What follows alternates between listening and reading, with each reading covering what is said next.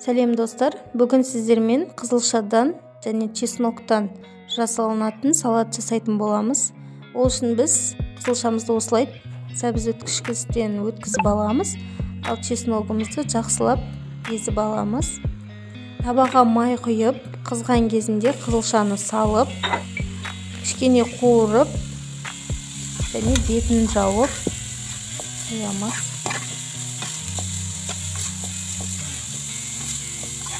Жақсылап қуырып алыңыздар осылай.